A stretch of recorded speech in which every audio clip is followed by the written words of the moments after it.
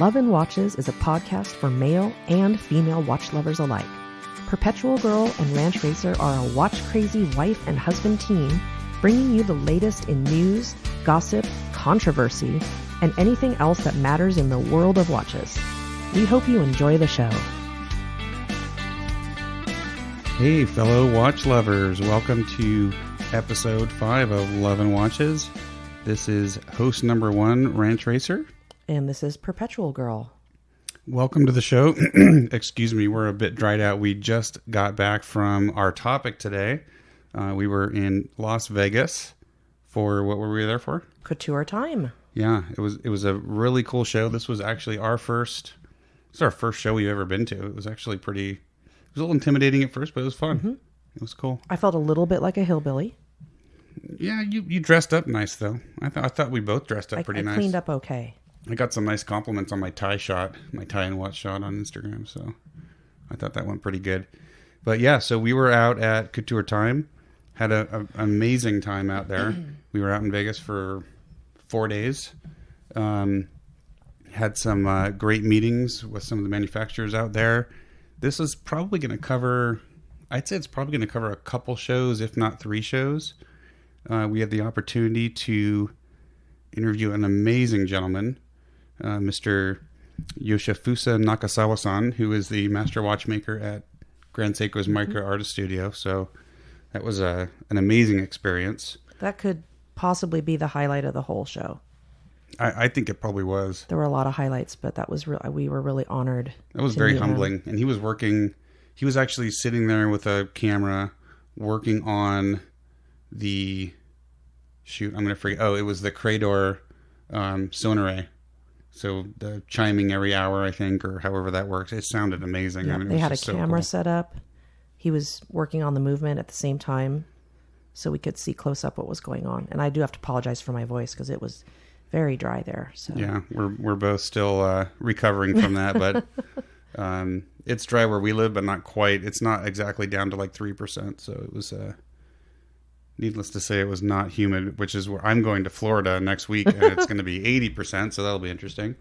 But yeah, we saw a lot of great brands. We saw Longines, we saw Grand Seiko, Mont Blanc, Oris, Philip Stein. We'll talk about them. Anonimo, Meistersinger, Bell & Ross. We just saw all kinds of brands. So it was a busy day and a half at the show. What was cool was that we actually spent our 3rd full day there just doing stuff together, which was really cool. Mm-hmm. Usually when we go to Vegas, it's for my sales conference for my day job.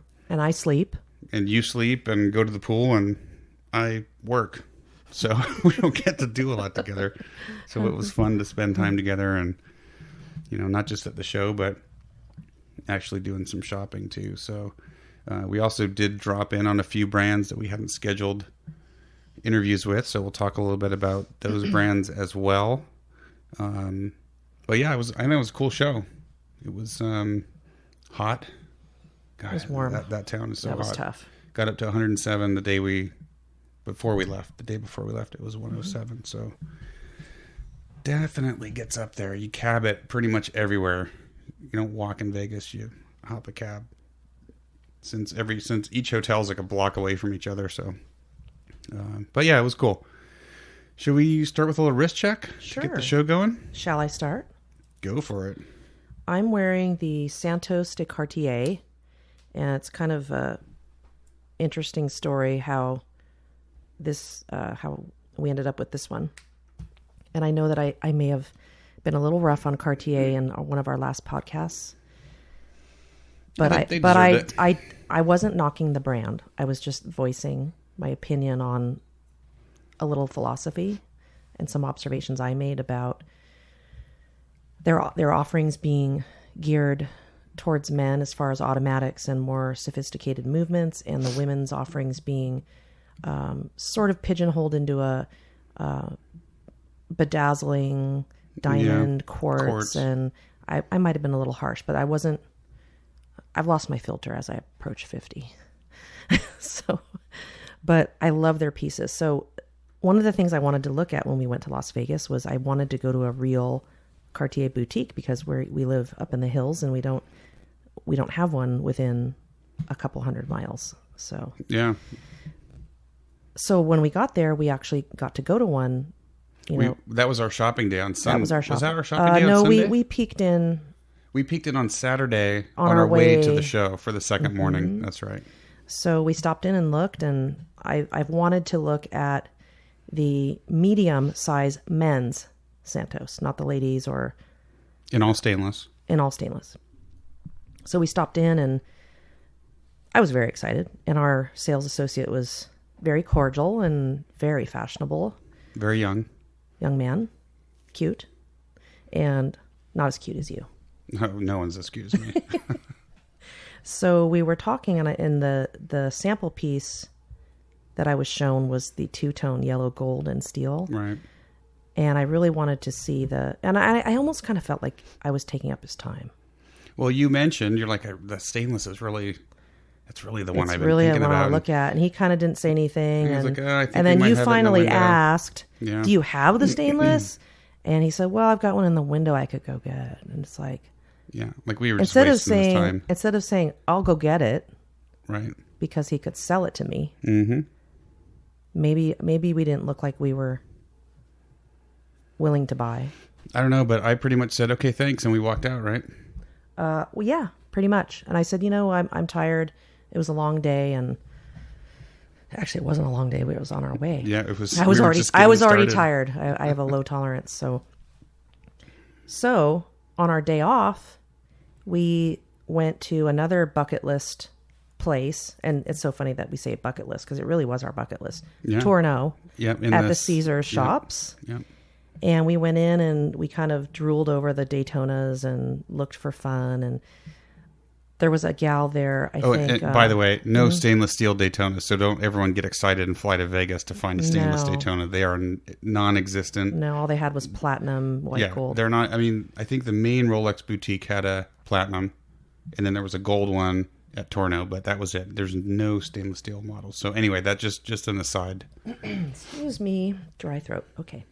So we got there, and there was a gal, I don't know what her role was. She might have been working in the office, but she was out doing something, and she said, oh, would you like to see something?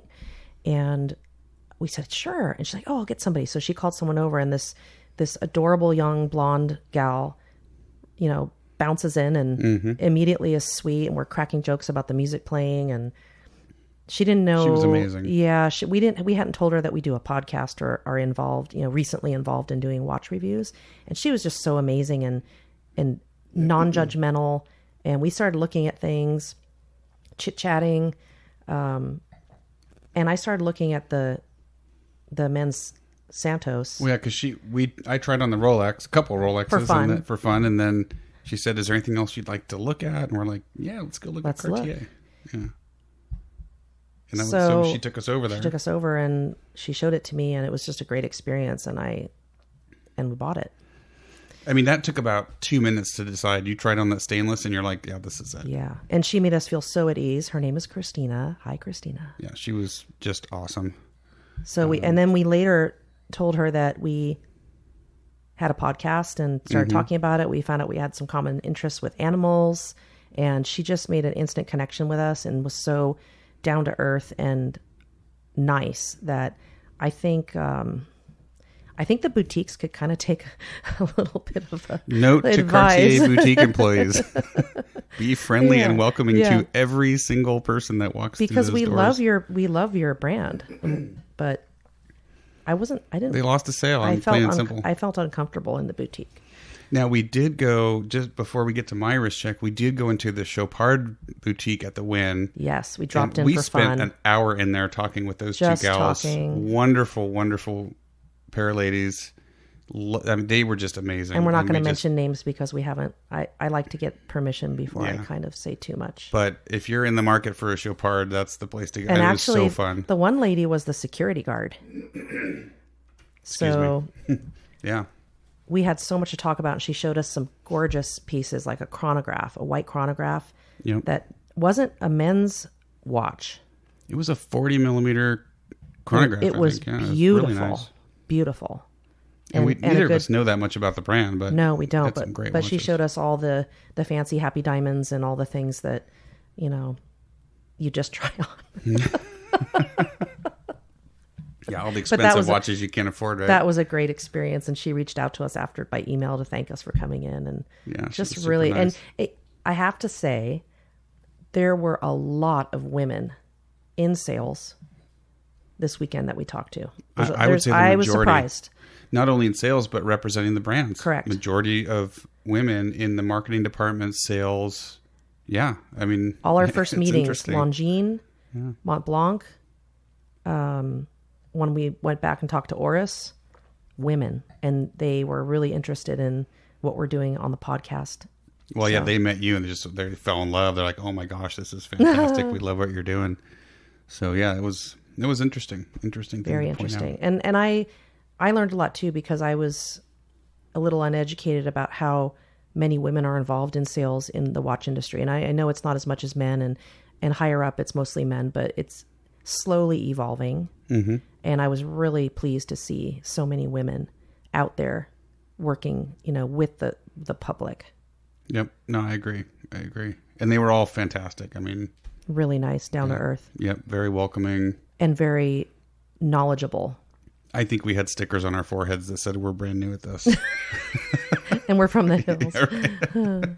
They were all pretty cool though. All right. So that's my watch. So I have the watch. A little bit about the watch. It's, I don't know that any of the women's watches have this technology yet, but it has the quick release lug system. Yep. And the quick adjust link. Amazing. It takes me literally about 10 seconds to remove or put a link back into this bracelet for PG when I adjust it for her. I mean, she can easily adjust this bracelet. It's a really, when I first read about this after Basel, I thought, oh, that's kind of gimmicky. It's amazing. No, it's great. And if my watch is really tight, because women, our weight fluctuates a little and our fluids, whatever. Mm-hmm. Honey, can you add a link? Honey, can you remove a link? And it's, he's like, sure, here you go. I'm like, oh, wow, that was fast. Yeah, I am so impressed. And it's easy to swap to the leather bracelet. Yes, as a gorgeous leather bracelet. The leather strap with a deployant clasp, really nice. And actually, you don't have to do one specific side to fasten it, and it just snaps right in. Yep. And what we loved about it is that it's large enough for Ranch Racer to wear. It really is. I mean, I looked at the bigger one, which I think is 38 wide. I don't remember the height on either of them. This is a 35 wide because it's a rectangle. The large one was 38 wide. This one's 41 tall. Yeah, like 41.3. I apologize for not knowing my data. Honestly, and I've got a decent sized wrist. I mean, it's probably average for a guy, 7.5. I think you're a little larger.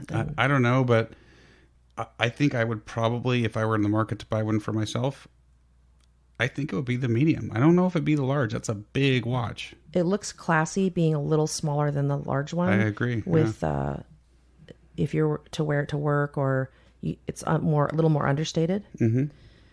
And we put the leather band is really easily adjustable. So if he wants to borrow it, he can borrow it. Yeah, it's so easy. I mean, you just within a few seconds you swapped out the bands. If I wanted to wear it on the bracelet, within a few seconds I could pop a few links in there, and I mean it is literally that easy. And the tolerance between the leather lug where it meets the strap, is so close that it's a really gorgeous look. So this is sort of turning into a review on the Santos de Cartier. Hey, it's a wrist check. I mean, you got to talk about it. But yeah, I'm very impressed with that system. It's beautiful. Sure. I love it. Yeah. Let's see. All right, so I guess we'll move on to my wrist check.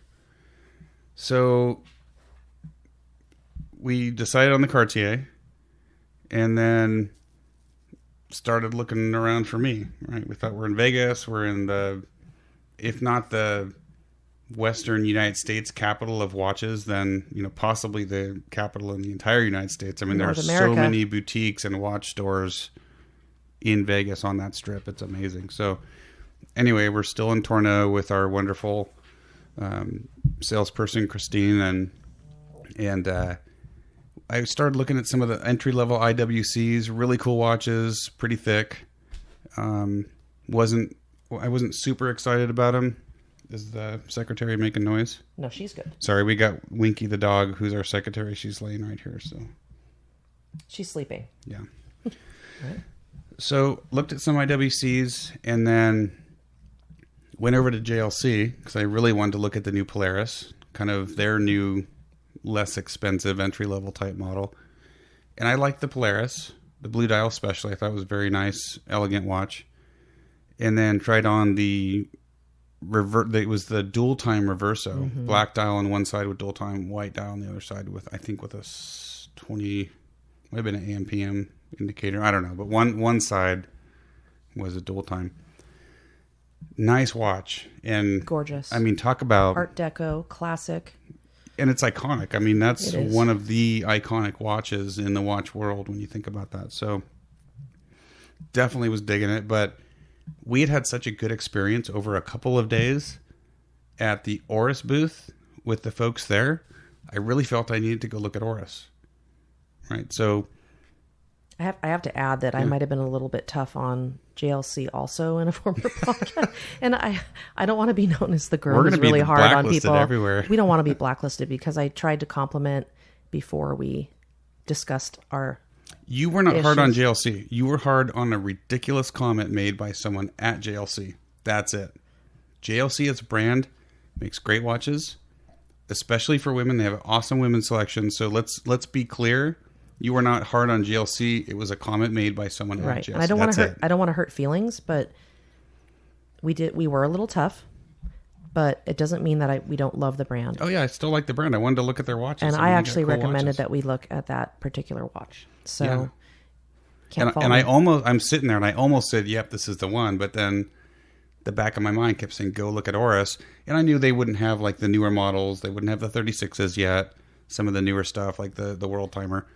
But I had to go look. So we walked back to the other end of the store. And one of the first things that I saw, and I'm going to preface this, in the last episode I talked about not really being a big fan of bronze, right? Well, we're not really a big fan of pink. We're not a big fan of pink, but for me, what I'm not crazy about is the way that bronze patinas and starts to age. Sorry, the dog is taking care of business back here. So that for me it's more of I like my watches to look new. Well, I saw they had just gotten it in. It was the new 43 millimeter Carl Brashear special edition bronze chronograph, and shopping was over at that point. I mean, I knew that was the one. I got it out, tried it on. We weren't sure if it was 5 minutes. We thought it might have been a demo piece, like with no movement in it. Well, yeah, because I haven't seen them in stores. I mean, they're selling pretty quick, similar to the original 300 that came out, I think, in 2016. So, but I tried it on. Just an amazing, amazing watch. Beautiful leather strap, beautiful bronze case. Looks brand new still. 2 register chronograph. Kind of, it's got that domed sapphire crystal to make it look like an old acrylic crystal. I mean, it just kind of ticked all the boxes, and that was it. So, and the blue is a gorgeous. It's got a little white in the blue, almost like a dark Wedgwood color. Yep. I guess if you listen to us more than once or twice, you'll find that I'm kind of the artsy side, and Ranch Racer is the more of the tech very side, technical. I guess. Yeah. But it just for me that just ticked all the boxes, and it didn't leave my wrist.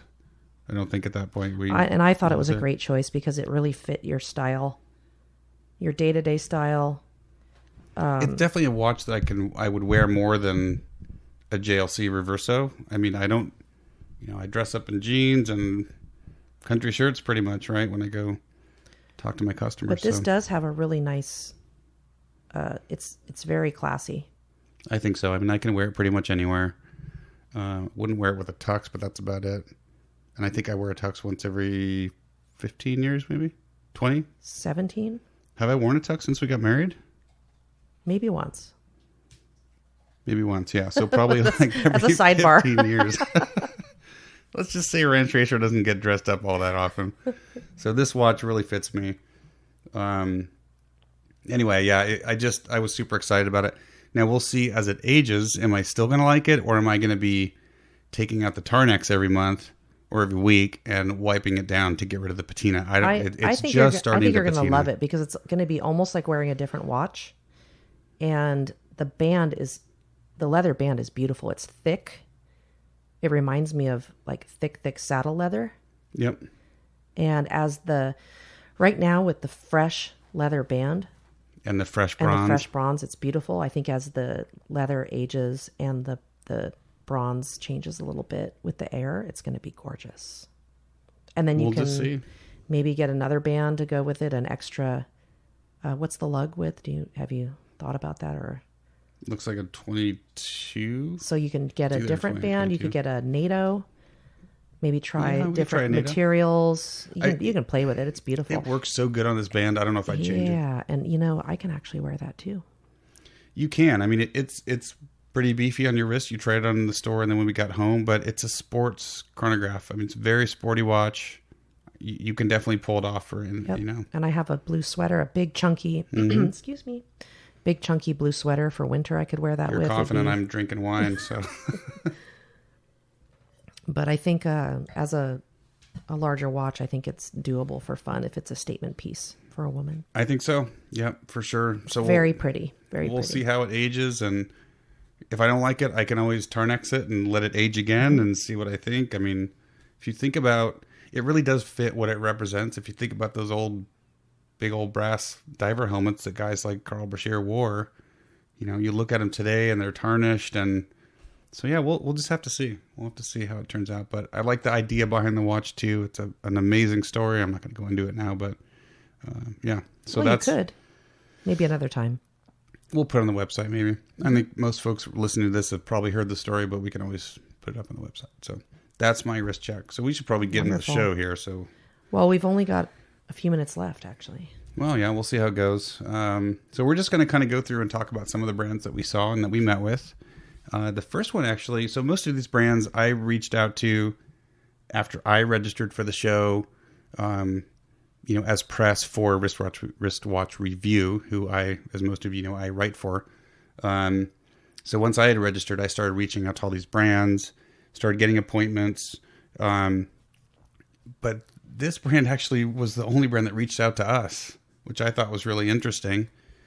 We didn't know anything about these guys, nothing. When they approached us, we didn't. Yeah. And I remember you said, "Hey, honey, what do you think of this? What's your thoughts? Not good or bad." You were very honest, and that's and I think sometimes people just make a judgment, and they're like, "Nah, we don't want any kind of alternative." Yeah, you look at a website or something, and you just make that judgment. Someone makes a judgment based on one little thing that they don't like about it or a philosophy. But we try to be really open-minded, and we look at everything. So, do you want to talk about that? No, go for it. So, what was the brand? So, the brand is Philip Stein, and they were actually featured, not recently, but they've been featured on Oprah Winfrey. And I don't watch the show, but I know of it. And she has like a favorites. She does a thing called, I think, what is it? My Favorite Things. Okay. Where I believe she picks something out and then she gives one of these things to everybody in the audience. And they featured her watch because she actually had one of her watches. Madonna actually also had one of her watches. Of the Philip Stein watches? Okay. Or his watch, their watches. But that was the other thing, is it was founded by a husband-wife couple, which is obviously very close to our hearts. So it was interesting to us right away.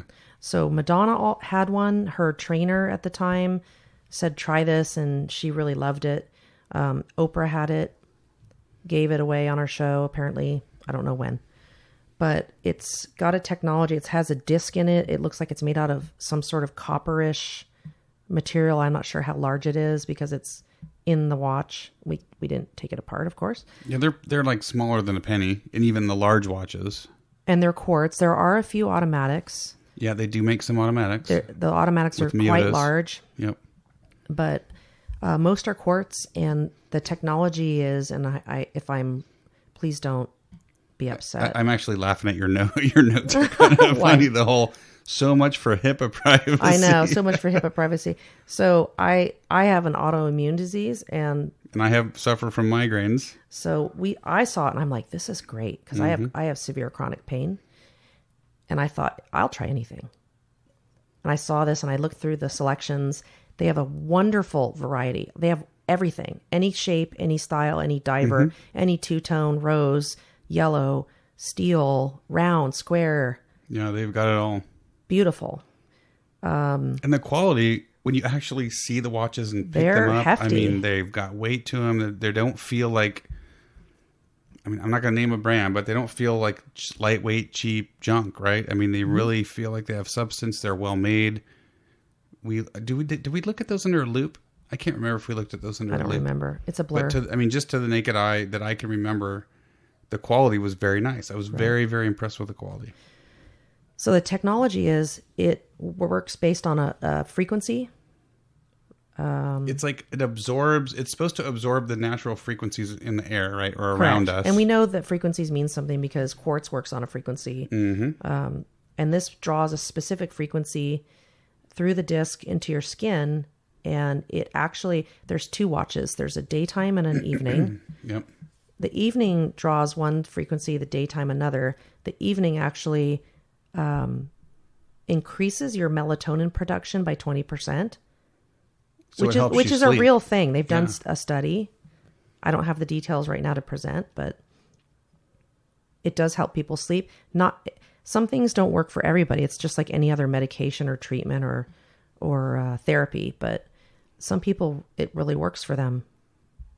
The daytime tends to perhaps make you have more energy or feel more grounded, but it kind of reminded me of the technology of grounding, earthing, where a lot of people feel that if you are close to the earth, the ground, and the negative ions, like by the ocean, that is a real thing. Whether it works for you or not, it could be a placebo effect, or it could help you.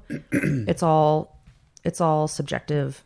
It's whatever works for you. And some people are really turned off by that sort of thing, but we try to have an open mind. I guess my feeling was after we looked at all the pieces and left and talked about it was whether you think the disc technology is cool or works or not, they're cool watches. They're beautiful. They're really cool watches, and they're not cheap. I think they start around $300 to $400, and they go up to over $1,000 for an automatic. I can't personally say myself if I would spend that money for a brand I don't know about.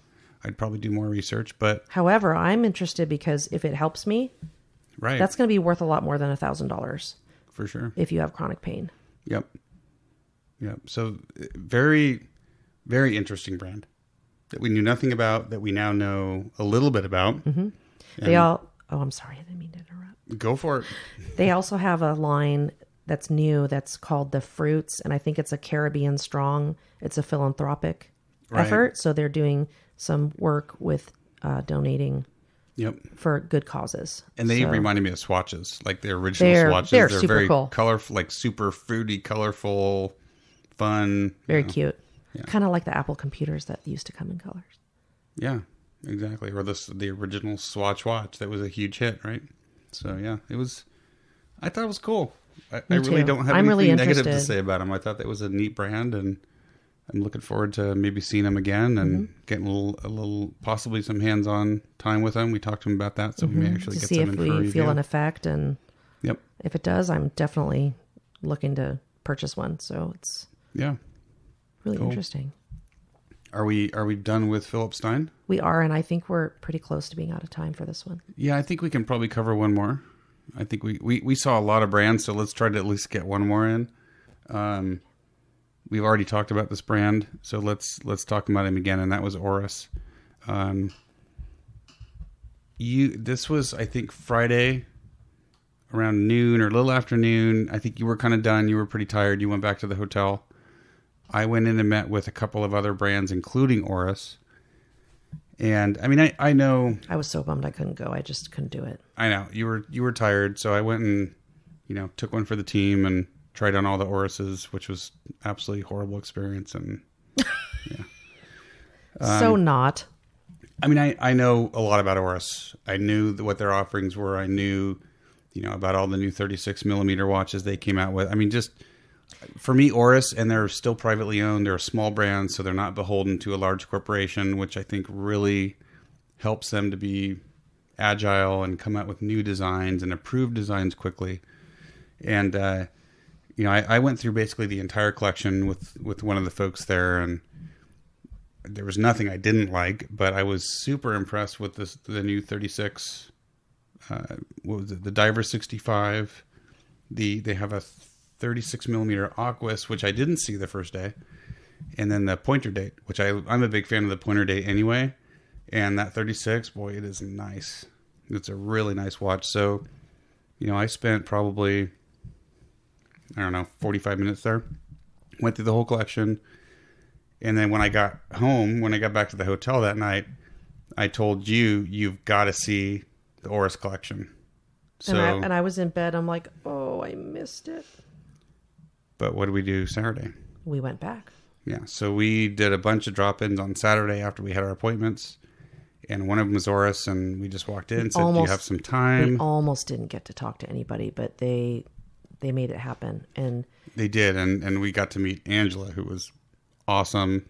You was guys hit so it off. Amazing. And again, more women in watchmaking.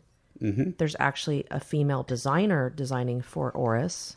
Yeah, we didn't know that. We didn't know that. She told us about that. Mm-hmm. But you guys, she was so excited when she learned about the podcast and about what you were trying to bring to this world of watch collecting, and you guys really hit it off. And so she went through and showed you everything. And she actually said some of the same things I had said about, what women want and really want in a watch, and what the manufacturers think we want or want us to want. Right. Because I almost think they want to kind of keep us in the dark on the whole quartz thing, because there's a lot of money to be saved with a quartz. Yeah, and that might be partially right. I don't know if it's they want to keep you in the dark or they just don't want to spend the time retooling all their equipment. I understand. Yeah, I don't know, but at the end of the day, the bottom line is there are fewer choices in kind of modern, everyday, sporty type watches in smaller sizes. And we've talked about Oris on past podcasts because along with some other brands, they're changing that. They're like, look, we've heard not only from women, but from men collectors on the forums that, hey, if this was smaller, I'd buy it. Yep. So again, being a small company, they're like, let's make some smaller watches. And they took some of their most popular lines, like the Pointer Date and 65. They brought out 36s, and they're awesome. Talk about great his and hers watches. And I've seen a lot of men who aren't big men. They're wearing small watches now, especially, a lot of the Asian cultures are really into the and they've always wanted smaller watches. Yes. So like brands like Breitling have struggled in Asia because they're gigantic and they just don't appeal, right? Because just in general, everyone has smaller wrists. But yeah, I'm so impressed with them. Which alarm is that? Oh, that's okay. Should we put this up? Everyone hear that? That's our reminder to give our secretary Winky her meds for the evening. And it went off right as our timer went off for the show, which is kind of funny. But anyway, back to Oris. So so there's certain groups of people who are asking for smaller watches. Yeah. I think a lot of people and more than one. Yeah, it's many groups. You look at me. When we first really got into this hobby, I think the first watch I bought was a gigantic 47, like almost 17 millimeters thick, and I wore it every day. I loved it. But as I've learned more and grown more and gotten more into the hobby, that size has been coming down. And I think the first smaller, like under 40 watch that I bought was my Rolex Oyster Perpetual. And that thing is awesome. It fits so well. I can wear it every day. Now I just reviewed the Seiko Bellmatic that we bought. And that's up on the website. And that's a 38. And I love it. 36 is starting to get a little small. I'm still not 100% sure if I could go there. But maybe I could. I don't know. My tastes are definitely changing. And my tastes are definitely changing trending towards the smaller sizes. So, I don't know. I love what Oris is doing. We can share a lot of those. Because women are liking a little bit larger watch. Men are liking a little bit smaller watch. So it looks like we're kind of meeting in the center. And I think manufacturers are missing that target. Women make up half the market, half the population on the planet, roughly, give or take a few percent. And I think I think they can really capitalize on that. Well, I think there's a big opportunity because the numbers we heard getting kind of batted around at the show were women make up about 5% of the watch collecting community. Serious collecting. So I think I think there's a ton of room to grow there. Just not even talking about a guy who goes out and buys a watch for his wife who's never owned a watch, right? So I think there's a lot of room for growth in that community as well. So, well, when I asked Christina when we bought the Cartier, do a lot of women buy this medium, the men's medium? She's like, oh yeah. I would be willing to bet that people going into Tourneau, the women may be buying more of that watch than the quartz-powered smaller Santos. I could be wrong, but looking at that quartz-powered Santos because I think you put it on your wrist versus this medium. I did. No comparison. I did. But it's a totally different style. I mean, it's more delicate. It's very feminine. It's for, and I'm not a teeny tiny girl. I'm not a big girl, but there are a lot of very petite women who love a small watch and they love the diamonds. So there's a watch for everybody. Love what you buy and buy what you love. Yep. That's kind of my motto. I think that's probably a good note to end the show for today, since we're a few minutes over. Anything else you want to talk about while we're out there? We got a lot more to talk about in the next show, so this is good. We've got more content for the upcoming. Just feel honored that we got to go and talk to some really great people. It was amazing. I mean, we made... And now I need like a week of sleep. Yeah, we're definitely recovering, but I think, you go there and you're going to make contacts in the industry. But to me, especially with a few folks, I feel like we made friends. I mean, and we'll talk more about that. I mean, it was a lot of fun. We made several friends. We did, both on the manufacturer side as well as on the editorial side. And yeah, I mean, it was just a great experience. We really had a good time. And, we got to we went to one of the after event parties, and it was just a great time. It was really fun. The Neon Museum was amazing. Yeah, we'll talk about that maybe next episode. Maybe we'll just have a party episode. Anyway, all right. Well, I think with that we can probably close this one out. So, Watch Fam, as always, thank you so much for listening. Don't forget you can find us on loveandwatches.com. On Instagram, we're at loveandwatches. If you want to follow us individually, it's at Ranch Racer and at Perpetual Girl. The podcast is on the website. It's on iTunes. It's now on Stitcher and TuneIn. And I'm missing one or two, but we're pretty much out there everywhere except for Spotify. SoundCloud. SoundCloud, of course. That's where we store the files. So, Google Play. So if you've got an Android phone, you're into Google Play, you can find us there now. So we're pretty much everywhere that we need to be, I think. So please go listen to the podcast. Check out the website. Leave comments on the articles. Leave comments on iTunes and Google and everywhere else, and let us know how we're doing. We take criticism. We do, because we like to dish it out, so we are happy to take it. It's like a Monty Python movie. Pretty much. Yeah, I think so. No one is spared. No one is spared. So let us know how we're doing. Let us know if we're doing things right or things wrong or things you want to hear about in the future. I think hopefully you're getting to know us at this point, and you're getting to know what we like and don't like and what we like to talk about. We want to know what you want to hear, so let us know. And again, for those of you that have started following us on the various channels and social media, thank you so much. We really appreciate it. If it weren't for you guys, we wouldn't be doing this. So yep, and we're having a lot of fun. Yep, we are really enjoying this. We may be delayed in producing some podcasts sometimes based on, life gets in the way. It does. Yeah, but so I think we hope you'll be patient.